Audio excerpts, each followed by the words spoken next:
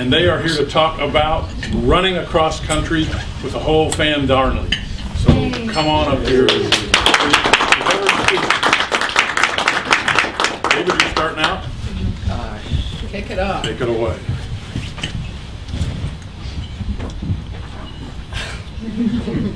So, I did have something written out, like, on the computer, except he didn't really get that worked out, so I don't have that, so I'll just try getting as much in as I can. So, next year, around January, we'll, my dad and I will be running across America from California to some place on the East Coast. And we're doing this to raise awareness for GMOs, which is a genetically modified organism, and they're really bad. And so, let's see, just a few years ago, my dad, he showed me this article in Runner's World magazine about a 17-year-old girl who ran the country, and I don't remember what her cause was or if she had one, but when I saw that, I immediately thought, wow, that's really cool, I want to do that. And so, 1 or 2 years after that, my dad asked me if I really wanted to do that, and I said yes, so we're going to do that next year in January. And,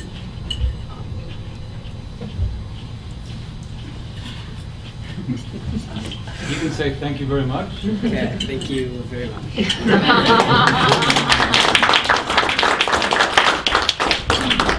So we'll get to ask questions later on, I'm assuming. Fill in the Yes, blanks If there. you have questions anytime. Anytime you could ask questions if you wanted to ask David questions, but I'll stop about 10 to 1. Does that work? Yes, sir. Okay. David? Yes. How long do you anticipate this run taking? Starting in January? The goal is to get back before school starts again. They want to get back to school. So August, and we'll miss 1 semester and do homeschooling. So Are you going to follow them in a car? How is this? Yeah, we've got one more daughter. Olivia will be 13. She has no desire to run across the country, and I don't really either. So we are support, and we'll be homeschooling that time. I need to work it out with them. I think it'll be an awesome opportunity to learn about the country and to get have some wonderful family time, and get home and get back in time though, so they can get back into school. So, do you have a mile per day expectation that if you're gonna try to fit it in that timeline? Somewhere a half marathon to 20 miles. So 13 to 20 miles every day, except for Sunday. Are you going to grow a really long beard? I'm going to get as much vitamin D as I can when I'm down there, so there will be no hair anywhere. Right. Very little clothing, which is a scary thought. Have you read any of the books about running the country that to help you prepare for blackened toes and all of those things that happen to you when you do ultra running like that? I haven't, but I'm pretty sure my dad has read quite a few of them. Yes. Yeah, we're reading about it. I plan on, when we're doing the run, having the books there, and when we're not running, reading those adventures of other people. David's busy with his life right now, but when we're actually doing the run, things should slow down and we should be able to see what other people did. So I want to just thank Jeff, thank the Rotary Club for inviting us to be here today, and I'm really honored to be here. The Rotary Club, as you know, has had a big impact in our family. Erica went to Bolivia when she was 16, and Britt went to Thailand when she was 16, and that was with the local Rotary Club that made that happen. So the Rotary Club is big in our lives. Moritz and Babe have been in our homes through the Rotary Club, so we've got 6 children now instead of 4, and so it's a great thing for us. When we started to talk about running the country, we realized that we'd like to attach some meaning to this, because when you do this sort of thing, everybody comes up with a cause or a purpose.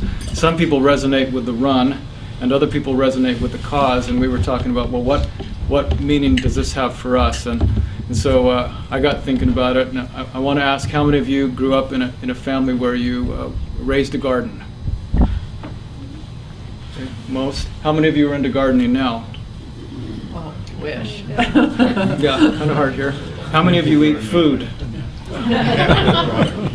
So I'm pretty passionate about the food thing, and have done a lot of research about the subject of food, and have landed upon the topic of genetically modified organisms, and feel very passionate about that. And I wonder who could tell us a little bit about what that is. What the heck is that? What's a genetically modified organism? Typically when you splice one kind of thing with another. So, the GMO thing over the Frankenfish is a good example. Yes. Puts an eel in a DNA to change it and make it different in a way that seems positive. Yeah, so GMO is now becoming a relevant topic to Sitka because we have salmon, and salmon is important to Sitka. And it seems that we all take notice of things when they're relevant to our personal lives. And so it's become more relevant to the Alaskan community because of the GMO salmon. But the GMO thing has been going on since the 80s and the 90s, and it's happened almost secretly, but certainly silently. There really isn't a lot of press on the issue, and in my research I found out that the government is very much pro-GMO. It's not a neutral position. The FDA is very much it's a political organization based on politics more than based on science. So I've also learned that they should put warnings on PowerPoints and computers saying that no one over the age of 50 should use them. So bear with me. This is not the best view here, but we're going to go with it.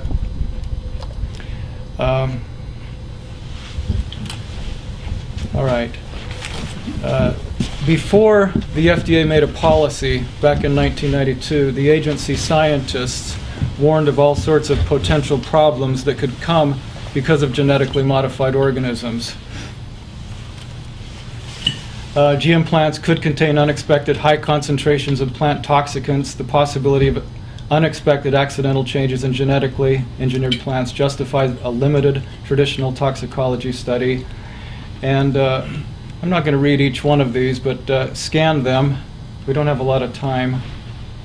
These were statements that came from the scientists within the FDA. This is the policy that came out. The agency is not aware of any information showing that foods derived from these new methods differ from other foods in any meaningful or uniform way. And what I found out was that when the FDA put together the policy, they passed that on to the White House, and the White House says, we take out anything that references anything about having concerns. And this was the actual policy that was passed. They came out with a statement of substantial equivalence, which means that they're so much like traditional foods that there's no need for anyone to even regulate them. There's no need to be concerned about them at all, in spite of what the FDA scientists had warned. We didn't learn about all of these statements until about 7 years later as a result of a lawsuit. 44,000 pages of documents came out, and we got statements like this. This was all before the policy came out.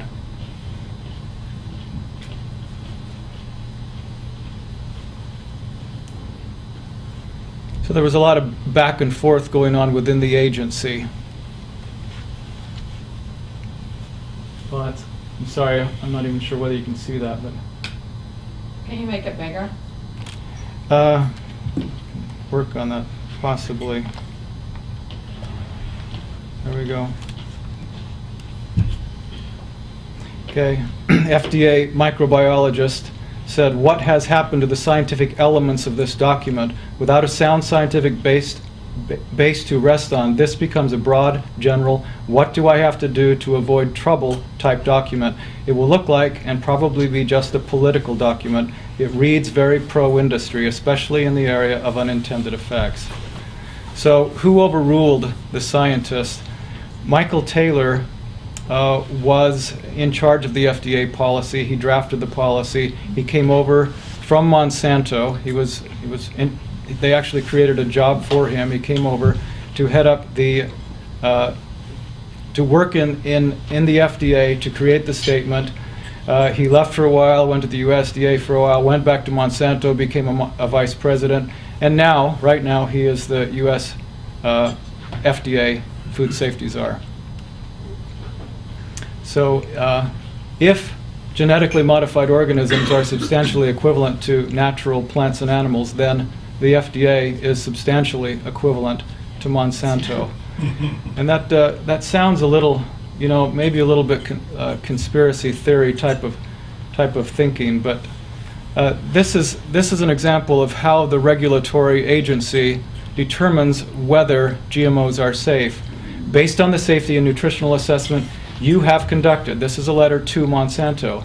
It is our understanding that Monsanto has concluded that corn products derived from this new variety are not materially different in composition, safety, and other relevant parameters from corn currently on the market, and that the genetically modified corn does not raise issues that would require pre-market review or approval by FDA. As you are aware, it is Monsanto's responsibility to ensure that food marketed by the firm are safe. So the FDA is saying, because you say it's safe, we say it's safe. And Monsanto is the organization that's pumping this out all over the world. And it's not just Michael Taylor. If I knew how to work this machine better, I would read off a list of other people who came over from Monsanto. They had close connections with Monsanto. There's Margaret Miller, Clarence Thomas, Michael Taylor, Rufus Yerxa, Michael Cantor. There's a little scroll button on the right. Thank you. Again, I'm not doing too well with this.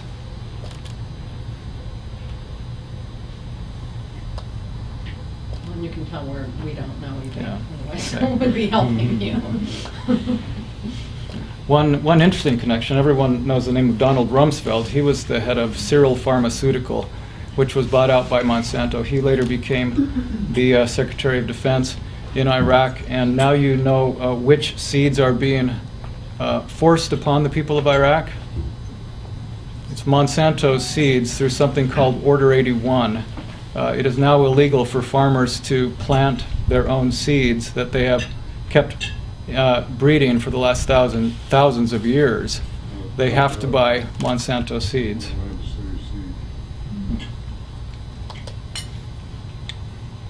So it's this is bigger than one administration or one president. This has been going on a long time. So now, 15, 20 years later, do we have any evidence that there is any harm to GMOs? I've got 2 or 3 minutes.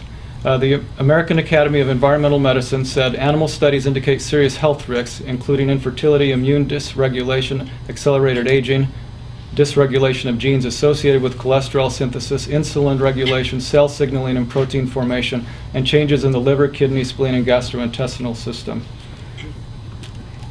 The Lyme-Induced Autism Foundation, the LIA Foundation, says there is more than enough evidence of harm in animal feeding studies for them to urge doctors to prescribe non-GMO diets, and for individuals, especially those with autism, Lyme disease, and associated conditions, to avoid GM foods. GMOs are inherently unsafe. Jack, did you have your hand up? Is it possible to do a non-GMO diet? Yes, it is. But it's difficult because who doesn't want you to know whether there's GMOs in your food? The people selling it. The people selling it. So this is a bizarre thing. On the one hand, they're saying our foods are safe, there's no harm to them, they're great and wonderful, but they're spending it. Recently, in the recent election, there was Prop 37 in California. The proposition was to mandate labeling of GM foods in California. Months before the election took place, 90% of the people were in favor of that proposition. The proposition lost, like all the other propositions have lost in all the other states. There's been a lot of states that have tried to do this because Monsanto came in with other pro-industry people. They spent about $46 million. They didn't go in there and say, our foods are safe. They went in there and said, what do you think they said? It's gonna cost so much more. Yes, they hit people with fear in their pocketbooks. They said, this is going to cost you $500 a year for us to put those labels on there. And so people don't want to pay $500 a year to get a label that many of them don't understand why it needs to be there, and they have no concerns about that. They have no knowledge of it. And so it went down again. I'm going to have to skip talking about the studies that demonstrated harm to animals and the way scientists have been threatened and silenced. BT corn, which is now sold in the grocery store, is actually registered by the EPA as a pesticide. And animals around the world eat this stuff and have died from eating it. A Monsanto license tells corn producers they are not allowed to feed any of the corn plant to their livestock. This is what happens when you feed, when the sheep were grazing on BT cotton in India. Farmers say pigs and cows became sterile. The first big problem with a GM product was L-tryptophan, which was a food supplement. Back in 1989, 100 people died from it, 5,000 to 10,000 people fell sick. It was made from a genetically modified bacteria from a Japanese company. We only discovered that because it was new, with unique symptoms, it was acute, and it came on quickly. So there's been a lot of health problems that have come on in recent years. Within 9 years of the incidence, within the when GM was introduced, the incidence of people in the U.S. with 3 or more chronic diseases nearly doubled, from 7 to 13%. Visits to the emergency room due to allergies doubled. Overall food-related illnesses doubled. Obesity, diabetes, gastrointestinal disorders, and autism are among the conditions that are skyrocketing in the U.S. Are they caused by GMOs? We don't know, and we're really not allowed to know, because we're not really allowed to know what's in our food, and nobody is testing us. We are all part of a worldwide untested test. We don't know what's going on. If you get a headache, if you get problems going on inside of you, no one's really thinking about, well, is it the GMOs that have been released? There's no post-marketing surveillance, no human clinical trials, no proper evaluation. So you remember the Flavor Savor tomato? That came out with a bit of a buzz, and the industry said, whoa, this is great, it was wonderful. Well, it wasn't wonderful to the rats they tried to test it on. They refused to eat it, and there are many accounts now around the world of animals that refuse to eat it when given the choice. Somehow they in their realm of intelligence that we don't have, they detect something. So what about the GM salmon? A lot was shared at the GM salmon rally, but again, this slide again points out that the deck is stacked against people who are against GMOs. These people, a former Monsanto employee, added as a temporary voting member on the committee that advises the FDA about the salmon. She also advises the USDA and promotes genetically engineered animals on YouTube. Kevin Wells, added as a temporary voting member for salmon, works at Revivicor, a company that genetically engineers pigs. Do you see a problem with that connection, perhaps? Gregory Jaff, imported into the committee as their supposed consumer advocate. He is with the Pro-GMO Center for Science in the Public Interest, an organization that consistently ignores the mounting evidence of adverse health effects from GE crops. Jaffe even filed a complaint to the FDA in 2001 complaining of companies that label their products as non-GMO. In the past, Monsanto has gone after companies that put a no GMO label on their products, saying that it unfairly cast a stigma on their products. So this was a poster from the rally. If you want to make a statement about GMO salmon, and I encourage you all to please do that, go to this website, regulations.gov, do a search for GM salmon and follow the link and make a statement about saying how you don't want Frankenfish swimming in the ocean. They talk about how it's not going to swim in the ocean, it's going to be kept separate from the ocean, but fish have fins. And how many FDA-approved drugs have been recalled in the last 10 or 15 years? How are you going to recall a fish in the ocean? How do we recall plants that are pollinating around the world? Once they're out there, they're out there.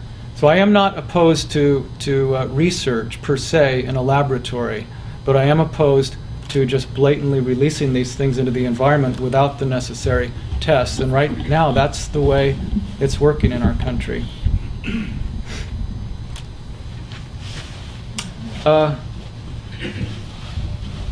Questions? We can talk about the GMO thing, or we can talk about the run. Any question you'd like to ask would be fine. Are you going to be taking sponsorships for the run, or is it just like an educational? We are going to be so grateful to take any sponsorship coming our way, and yes, this will only happen if we can raise funds. So we plan on doing the crowdsourcing with Indiegogo. We plan on doing things locally to raise awareness here and to seek out sponsors with individuals and businesses. Yes. Yes. How do you generate so that along the way people know that you're there and coming, or do you just run? I mean, how do you... I would love to have a full-time PR person that could call ahead and say we're coming. But many of these slides came from the Institute for Responsible Technology. They have a network throughout the country of people who are invested in this issue, and so we can partner with them to get the word out there. We can call the media, newspapers, television stations, and again, people will be interested. Some in the run, some in David being the youngest person to make this run. And Other father-son duo. First father and son duo to ever do this. That's never been done before, and some will be interested in the GMO issue. So, how can you eat as much as possible GMO free if there's no labeling?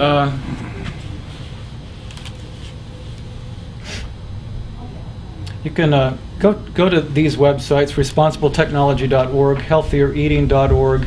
You can get materials such as this non-GMO shopping guide. There are a few things you can do if you don't do that. If you buy organic, you are not buying GMO. Organic means not GMO. And nowadays there's a lot of conventionally grown crops that are not organic, but right on the label it says no GMO ingredients. And that's the most requested label in the food industry nowadays. If you know, there's the biggies. We've got soy, corn, canola, cotton, and wheat is not.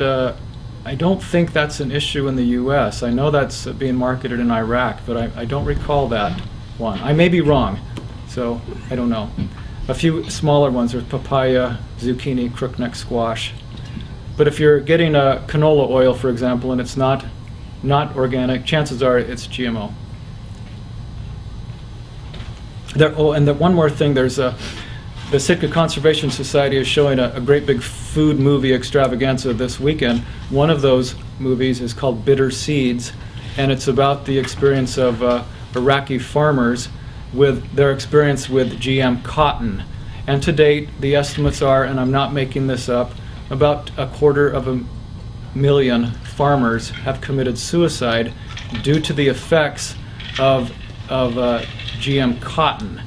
And you know, they get the cotton from Monsanto.